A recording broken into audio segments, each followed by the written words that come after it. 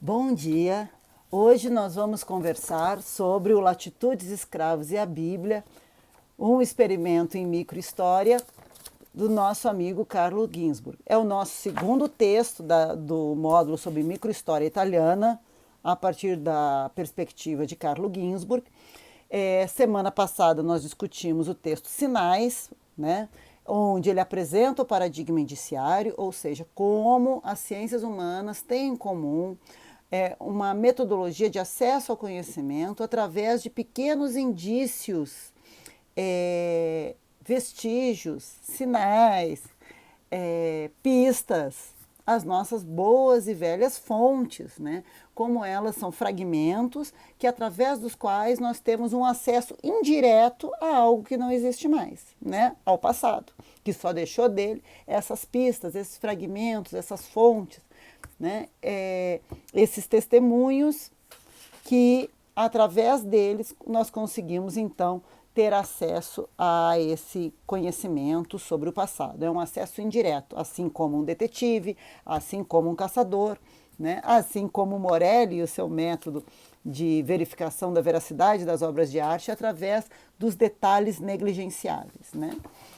Bom, a partir desse debate, né, nós vamos ver o texto do Ginzburg, no qual ele faz, então, uma pequena microhistória para mostrar o funcionamento da microhistória italiana, segundo ele, muito respondendo ao que o Revel tinha dito nos Jogos de Escala, né? É um livro de microhistória organizado pelo Jacques Revel, que inclui vários historiadores italianos, né? Já falei, a Sabina Loriga, o Giovanni Levi, não, o Ginzburg não está lá. E nesse texto, no capítulo escrito pelo Revel, né, ele vai apontar uma diferenciação, que haveria uma microhistória italiana que dialoga mais com a história social e uma microhistória italiana que dialoga mais com a ideia da biografia, da singularidade, né, e que se afasta um pouco da história social. Bom, Ginzburg não concorda com isso, né, tanto que ele vai citar esse texto do Revel, né? Essa reflexão que o Revel faz sobre a obra dele, e vai tentar mostrar, né, com essa, que eu digo, esse pequeno queijo e os vermes, né? Aqui ele vai fazer com o personagem Jean-Pierre Pirri, mais ou menos uma versão simplificada do que ele fez com o Menocchio no Queijo e os Vermes, né? Ele vai fazer esse mini Queijo e os Vermes nesse artigo para mostrar como a microhistória feita por Carlo Ginzburg dialoga sim com a história social, com a macroanálise do social. Tá? Bom, primeira coisa que eu quero falar desse texto, né? Esse texto é traduzido pelo Henrique Spada de Lima, é um professor da UFSC, especialista em microhistória italiana. O livro dele sobre microhistória italiana tem na biblioteca da Unicentro, recomendo a leitura. Ele abre fazendo a seguinte citação: menos é mais. Sabendo menos, estreitando o escopo de nossa investigação, nós esperamos compreender mais. Essa mudança cognitiva tem sido comparada às variações na distância focal da lente de uma câmera. Pode-se chamar esta abordagem de microhistória, mas os rótulos são, em última instância, irrelevantes. Então, é isso mesmo. A microhistória para o Ginzburg é como se fosse uma regulagem do foco de uma câmera fotográfica, né? Onde você, aproximando o foco, né, trazendo essa imagem, você percebe coisas diferentes. Uma fotografia de paisagem, uma fotografia ampla é tão importante quanto uma fotografia próxima, né, quanto um close fechado ali, né? Só que são perspectivas diferentes que mostram coisas diferentes, né? Além do mais, reparando no menor, como ele já disse nos sinais, no paradigma indiciário, né? Reparando no menor, reparando no detalhe negligenciável, a gente aprende mais sobre aquilo. Bom, logo em seguida, no ponto 1, ele vai apontar a influência que ele tem no trabalho dele do Erich Auerbach, né, no livro Mimesis, onde, né, esse intelectual, né, ele vai dizer, um grande erudito judeu que ficou morando em Istambul, né, para fugir da perseguição nazista, como ele vai apontar que a globalização, né, não estava trazendo um nivelamento econômico. Bem sabemos, né? Hoje, em 2020, percebemos que a globalização foi um grande desnivelamento econômico. Mas, por outro lado, nós teríamos, então, um nivelamento cultural, né? Assim, para compreender esse movimento da globalização pelo aspecto cultural, né, ele desenvolve a metodologia, o Auerbach já desenvolvia e o Ginsburg acompanha, de que para perceber como as coisas acontecem, você tem que ir no ponto de partida, no ponto mais, o detalhe cotidiano, material, concreto da vida das pessoas. Ou seja, é só quando você foca no cotidiano da vida das pessoas, na concretude, né, que você vê, através desses aspectos que parecem aleatórios, né, você vê a vida dessas pessoas acontecendo historicamente, no caso, a globalização acontecendo historicamente. Como experimento para mostrar essa análise, ele vai pegar os escritos de Jean-Pierre Perry, né, um comerciante do século XVIII, e o que eu quero apontar na página 87 é como o Ginsburg mostra a metodologia de pesquisa dele, ou seja, ele apresentou na abertura do texto o seu ponto de partida, que menos é mais, a escala menor mostra mais coisa, depois apontou sua grande influência teórica, o Auerbach, né? E agora ele vai falar das fontes. Vejam, na página 87, ele apresenta como ele encontrou o documento, como ele leu o documento. O que são os documentos? As memórias do Jean-Pierre Perry, né? Ele localiza, quando ele entrou em contato com essas memórias, as duas obras, né, do Perry, quando ele leu,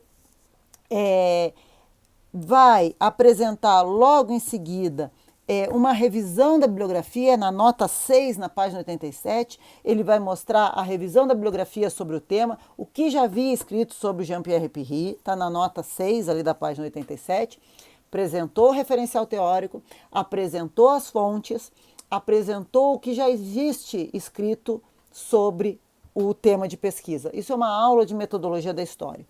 Próximo passo, ele vai apontar a metodologia dele. Né? Depois de apresentar brevemente que o Jean-Pierre Perry é um calvinista suíço, né? Que ocupou diferentes cargos políticos, que fracassou no comércio de vinho, mas que tinha muito conhecimento sobre vinho, porque era de uma região vinicultora. Né? Após disso, ele vai então mostrar como ele vai fazer um diálogo, né, com o social e econômico e também uma prosopografia, quer dizer, no parágrafo: dado o fato de que há 2000 anos as encostas que cercam Neuchâtel têm sido cobertas por videiras, o envolvimento de Jean-Pierre no comércio de vinhos não é surpreendente. Não é, do mesmo modo, o apoio que recebeu de sua família e de sua esposa durante a crise. Afinal de contas, 3 casamentos ligavam a família de Jean-Pierre Perry, né, à família da esposa dele, a Charlotte. Gente, o que ele está fazendo? Contexto socioeconômico da região, que o Jean-Pierre Perry nasceu e começou sua vida como comerciante. Prosopografia. O que é isso? Prosopografia. Fazer essa trama das ligações pessoais, né? Quem é o Perry, que família que ele vem, quem é a esposa do Perry, como que essas famílias se dão. Essa é a prosopografia, mostrando essas relações entre os indivíduos, essas alianças familiares. Bom, ele então vai trabalhar para a Companhia das Índias Holandesas e, trabalhando na Companhia das Índias Holandesas, ele vai conhecer o mundo, né? O Ginsburg aponta que quantas pessoas no século XVIII conheciam o mundo, né? Ele vai para Batávia, que é Jacarta, né? Ele vai explicar o contexto, né, dessas viagens, o contexto em que ele escreveu o primeiro livro, né? E analisando o texto do Perry, né, primeiro Jacarta, depois ele vai para a África do Sul, né, que é Kaffirland, né? Depois ele vai para a Austrália, que é a terra dos Nuits, né? Vejam, ele vai localizando, né, as regiões, quer dizer, o cara andou pelo mundo e escreve sua primeira obra, e o que ele vai ver? Primeiro que existe aquela teoria do vinho dos 33 graus de latitude. Isso é uma teoria que existe em relação à vinicultura. E ele, então, tem essa experiência de comerciante de vinho e vai, então, interpretar esses locais que ele vai conhecendo a partir dessa experiência. Qual é o outro grande filtro que um holandês protestante do século XVIII tem? A Bíblia.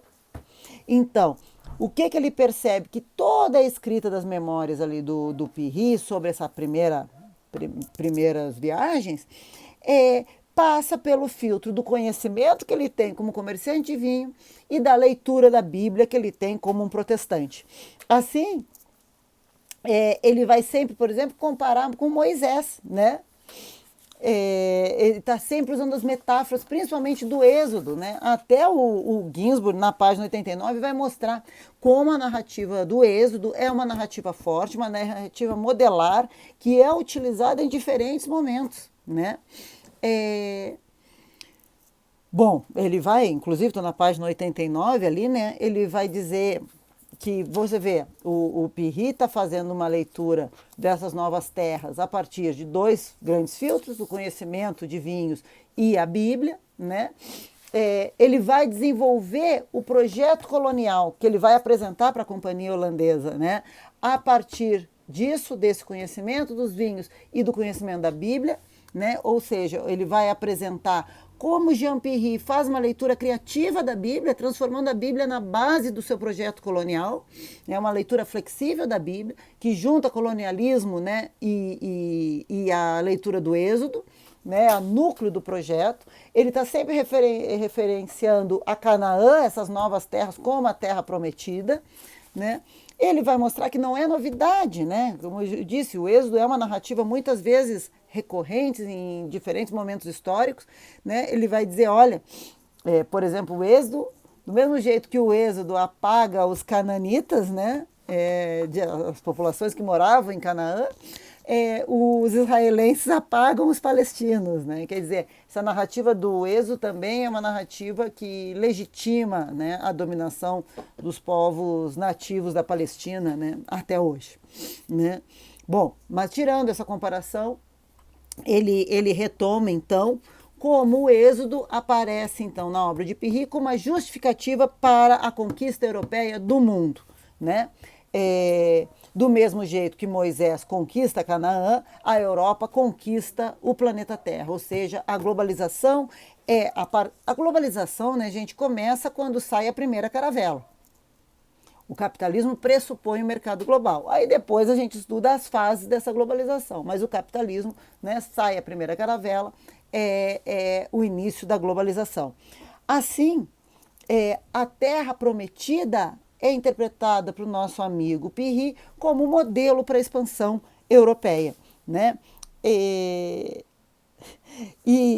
Bom, do modelo para a expansão europeia, e a partir do 8, como ele vai achar na Bíblia a justificativa para a escravidão dos povos nativos, né? E o muito interessante que é uma leitura criativa que ele não faz. A Bíblia muitas vezes foi utilizada para legitimar a escravidão dos povos nativos, mas normalmente era aquela passagem do filho do Noé. Ele não usa ali, né? Ele vai justificar a partir da ideia de que a terra pertence a Deus, e se Deus é dono da terra, ele distribui entre os seus filhos, todos os povos são filhos de Deus, Deus divide a terra do jeito que ele quiser, porque a terra é dele. Então, ele vai construir a legitimação da escravidão, o texto apresenta bem, basicamente com a ideia, primeiro, que os europeus estão ensinando os povos nativos a trabalhar. Assim, você sendo escravo, você aprende um ofício. Ah, essa foi boa, hein? Já ouvi essa ideia, né, de você trabalhar de graça para aprender o ofício, né? Então, o escravo aprende um ofício, os europeus, né, então, têm direito a escravizar, e além disso, essa justificativa é bíblica, porque a terra não é do nativo. O europeu não está tomando a terra do nativo, porque a terra é de Deus, e tanto o nativo quanto o europeu é filho de Deus e tem direito àquela terra.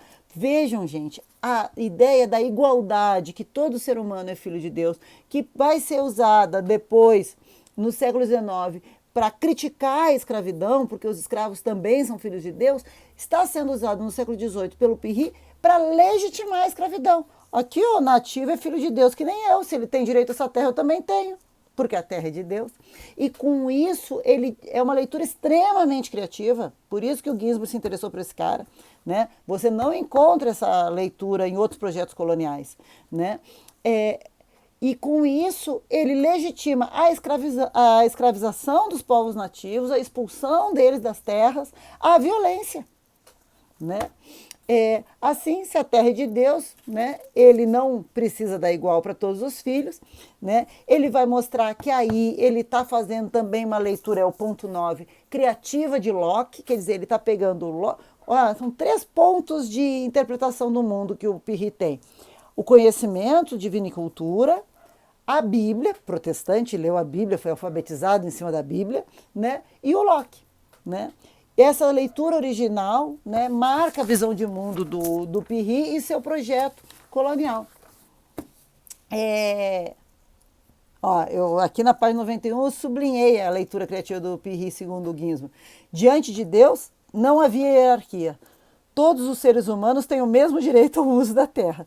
Os vínculos locais, assim, tornavam-se nulos diante da invocação de Deus, um Deus distante e solitário em sua singularidade. Direitos enraizados na antiguidade, em tradições antigas de milhares de anos, não tinham validade alguma. Nenhuma propriedade poderia ser mantida por perpetuidade. Apenas o presente contava. Reparem também que ele traduz as falas do Pirri, mas deixa no rodapé o original em francês, né, da fala do Pirri. Assim, a escravização, a colonização, o domínio europeu do mundo é justificado pela Bíblia. Pelo êxodo da Terra Prometida, a escravidão porque os nativos tinham vantagens, aprendiam um trabalho, um ofício, aprendiam a trabalhar, e o direito à terra, então, era de todos, não só dos nativos. Você está lá há mais tempo, não importava. Tem até uma parte que ele diz, o mundo inteiro é uma grande América, ou seja, todos os povos do mundo já foram nativos, né? Mas aí o mais apto, o filho de Deus mais apto, tem direito a qualquer terra do seu pai, né? Uma coisa importante na página 92, né, é que o Ginsburg analisa que o Pirri faz sempre polarizações, sabe? A vida selvagem com a vida civilizada, né? Outra coisa que o Pirri não tem remorso, né? Não é uma mentira que ele está achando que os nativos são filhos de Deus e que estão aprendendo um ofício. Não é uma mentira que ele acha que o europeu tem tanto direito àquela terra quanto o nativo, né? É a visão global dele, é como ele interpretou esse processo que ele estava vivendo de globalização, a partir dos referenciais culturais que ele tinha. A Bíblia, alguma leitura dos liberais ingleses e a sua experiência como vinicultor e comerciante de vinho. Ou seja, a Bíblia é a lente para ler a globalização. Que outra obra você tinha que falava do globo e que era de leitura generalizada? Só a Bíblia, né? Então, a Bíblia é a lente para ler os outros, né? E veja, o Pirri constrói um projeto colonial global, né? Bom, e é ótimo essa aqui, que ele ainda fala que para o Pirri, quem fazia crítica ao projeto de colonização era que nem os hebreus que tinham saudade do Egito, sabe? Aquela ideia de que não estavam conseguindo enfrentar a dificuldade e a importância, a grandiosidade da empreitada, né? Uma coisa também criativa do nosso amigo Pirri apesar de ele ser um protestante, né, ele é totalmente anti-ascético, né? O que a gente está dizendo? Ele vai dizer que é o anti-ascetismo do Pirri. Para o Pirri, falar civilização, você está falando de abundância. Então, levar a civilização europeia para todos os cantos do mundo é levar abundância para todas as populações. Para ele, né, a riqueza, né, a comida, a fartura, tudo isso é que é a civilização, né? Veja, a gente está vendo uma visão, normalmente, não sei se vocês leram em Sociologia, ou Ética Protestante e o Espírito do Capitalismo. Então, o que é o protestantismo? Né? É essa dessacralização da visão. Não, o que é o capitalismo? É essa dessacralização da visão protestante do mundo. Mas o que o capitalismo traz do protestantismo? A racionalidade, né? O trabalho como fim de glorificar a Deus e a ascese, ou seja, a ideia de que a vida frugal, a vida simples de trabalhador e reinvestir o dinheiro que você ganha com o trabalho no próprio trabalho, não ficar contratando artista para pintar a Capela Sistina, tá? Esse é o jeito de glorificar a Deus. Bom, o capitalismo tira Deus da jogada e mantém essa postura, o trabalho como sentido da vida, né? A vida frugal, né? Voltada para o trabalho, a racionalidade desse trabalho. Bom, o que o nosso amigo Ginsburg está vendo na sua leitura do Pirri? E que o Pirri não. Glorificar a Deus é ter abundância. O trabalho não é para reinvestir no próprio trabalho, é para fazer abundância. Certo? Então, ele é um protestante anti-ascético, né? Ele é um protestante que não defende a frugalidade, pelo contrário, né? Civilização, trabalho, louvar a Deus significa construir a abundância. Bom, o projeto de colonização que ele apresenta à companhia holandesa não é aceito, né?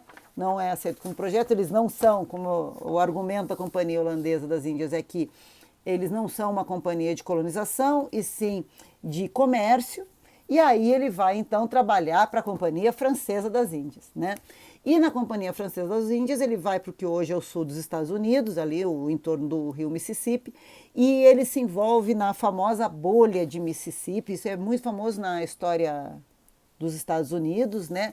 Que foi uma primeira especulação, né, e venda de títulos da colonização, e que acabou, né, fracassando, né, e levando muitas pessoas à falência, certo? Bom, ele vai então sair da Companhia Francesa e vai então finalmente trabalhar com os projetos de colonização ingleses, e assim ele vai se envolver na colonização da Carolina do Sul, onde ele vai fundar a cidadezinha dele lá, o Petersburg, né? Né? Vai fazer toda uma campanha publicitária, né? Sempre a ideia do 33 graus para o vinho, né? Agora 33 graus ao norte, antes era 33 graus ao sul, nos projetos na África e na Austrália, agora 33 graus ao norte, com o projeto na Carolina do Sul. Ele vai fazer uma campanha publicitária muito grande na Suíça, né? O projeto também vai fracassar, né? Ele vai morrer em Petersburg. E depois o filho dele vai também morrer, né, ser assassinado em Petersburg, e essa cidade vai parar de existir, esse projeto de colonização também vai fracassar. Bom, depois de contar a história do o filho que ficou na Europa se deu bem, né? Ficou rico, ganhou todo esse dinheiro, inclusive investiu lá na região dele, na Suíça, né? E o filho que ficou lá se deu bem. Depois se envolveu também com comércio de escravos, né? Então tá, mas o filho que veio para a América com ele também morreu. E Petersburg também parou de existir, também fracassou. Bom, após contar essa trajetória do Pirri e fazendo todas as questões de contextualização, prosopografia, a interpretação dos escritos do Pirri pelos referenciais que aparecem, a Bíblia, alguns liberais ingleses, né, a experiência como comércio de vinhos. Ele faz essa leitura, mostra a criatividade da leitura do Jean-Pierre Pirri. E aí o que você tem? A grande pergunta da microhistória. Um caso individual pode ser teoricamente importante? Ele quer mostrar que sim. Ele vai mostrar que o exemplo do Jean-Pierre Pirri pode ser dialogado, o caso, né, não exemplo, o caso do Jean-Pierre Pirri pode ser dialogado com o nosso amigo Weber, que desde o início apareceu claramente, né, nesse texto, né? Qual é a diferença, né? Pega o tipo ideal Homem Protestante do Weber e compara com o Pirri. O tipo ideal weberiano, ele é isso, ele é um modelo abstrato, ele não é para ser real mesmo, né? Ele é um modelo abstrato teórico para ser comparado com os casos empíricos. Faça isso com a ideia do homem protestante do Weber, compare com o Pirri. O que você tem na comparação desse tipo ideal abstrato com um ser humano empírico, real, que realmente existiu, que é o nosso Pirri, e deixou a sua pista, o seu vestígio, que são os textos escritos por ele. Bom, a gente vê, primeiro, o contraditório, né? Ele é racional, o nosso amigo Pirri, ele constrói um plano racional de colonização a partir da leitura criativa que ele faz da Bíblia, né? Ou seja, você está testando aquele tipo ideal, né, do homem protestante num homem real, né, nos vestígios que sobraram desse homem real, o material empírico que sobrou sobre ele, esses textos, né, e o que você percebe? Ele é racional, ele faz toda a sua empreitada capitalista a partir de uma racionalização da Bíblia, perfeito, porém, que eu já falei antes, ele não tem a ascese protestante, né? Ele não tem essa ideia da vida frugal, da vida simples, do trabalho, ser reinvestido no trabalho. O trabalho é um valor, né, que os nativos vão aprender a partir do trabalho, mas o trabalho é um valor para gerar abundância, e não frugalidade, e não simplicidade, né? Então aí você vê, comparando com Weber, a importância da religião para o capitalismo, a importância do protestantismo, né, da religião protestante como base da empreitada global capitalista, perfeito, mas o que o Weber não vê? A escravidão.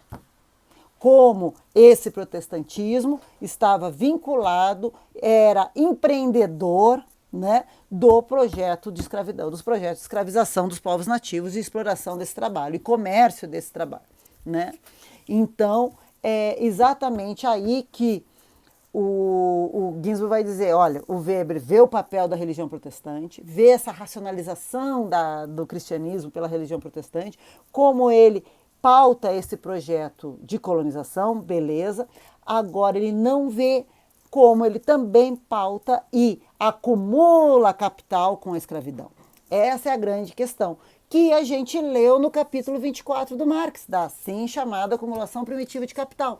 A acumulação primitiva de capital internamente na Inglaterra e pelos enclosures, beleza, mas globalmente é pela exploração do trabalho das pessoas escravizadas, né? A exploração do trabalho das pessoas escravizadas, o comércio das pessoas escravizadas gera uma acumulação primitiva de capital, né? Primeiro pelo trabalho, né? Esse trabalho, as coisas não se movem sozinhas, né? O projeto colonial funciona porque tem alguém produzindo capital, alguém trabalhando, e quem trabalha é a população, as populações nativas escravizadas. Assim, a escravidão é essencial para compreender a acumulação primitiva de capital. Assim, Marx também está certo. Se Weber está certo no papel do protestantismo, Marx está certo no papel da violência, da exploração, né, através do trabalho escravo das populações nativas. Assim, o nosso amigo Ginsburg vai dizer, olha, o Weber apagou a violência, mas acertou no papel da religião protestante, né? O Pirri, ele é racional, é protestante, baseia a sua visão de mundo na leitura da Bíblia, né? Bem a postura essencial do protestantismo, mas, por outro lado, ele não é ele é um cara anti-ascético, ou seja, o ascetismo o ascetismo protestante não está presente no Pirri. Ele quer abundância, ele quer trabalho não para investir no próprio trabalho, ele quer trabalho para gerar abundância. E a outra questão essencial, a violência, que Weber não vê como o projeto protestante o projeto capitalista e o projeto protestante, que embasa esse capitalismo, é violento, né? E o Pirri defende pela Bíblia a violência, a escravização das populações nativas e a tomada de suas terras, né? Isso é uma violência. E o Weber? Não, e o Weber nada. E o Marx? O Marx não vê a religião, não vê a importância da religião. Para ele, religião é ideologia, religião é ópio do povo. Mas vê a violência, vê a exploração do trabalho das populações nativas, né? Essa exploração através da escravidão. Assim, o que o nosso amigo Ginsburg vai dizer? A microhistória mostra os pontos fortes e os pontos fracos das grandes teorias sociais. Através do Jean-Pierre Pirri, você pode ver no que o Weber acertou e aonde a sua análise ficou falha, e no que o Marx acertou e onde a sua análise ficou falha. Assim, a microhistória e a teoria social não estão divididas. Pelo contrário, né? Elas se auxiliam. Você precisa da grande teoria social e você precisa do trabalho da microhistória. Os dois juntos dão uma visão mais ampla, né, sobre esse momento histórico em questão aqui, né, o projeto colonial europeu, a globalização da Europa, né, e do capitalismo. Faltou falar alguma coisa? Aqui. No final, depois de falar então que a microhistória e a teoria social dialogam muito bem e ao contrário é importante dialogar, uma vai auxiliar a outra, né? Ele vai retomar a influência do Auerbach e vai citar o Proust, né? O nosso amigo Marcel Proust, para fundamentar mais uma vez a importância do detalhe, né? Imaginam os simples de espírito que as grandes dimensões dos fenômenos sociais são uma excelente ocasião de penetrar mais além na alma humana. Deveriam antes reconhecer que só descendo em profundeza numa individualidade é que teriam probabilidades de compreender tais fenômenos. Menos é mais. Vendo a vida individual, né, do Pirri, no seu contexto, nas suas possibilidades, nas suas relações, você consegue perceber a importância das análises das grandes teorias sociais, onde elas lançaram luz, problematizaram corretamente e onde elas silenciaram. Religião em Weber, violência e exploração do trabalho das populações nativas em Marx, vendo verificadas, né, percebidas juntas no projeto colonial do nosso amigo Jean-Pierre Pirri. É isso.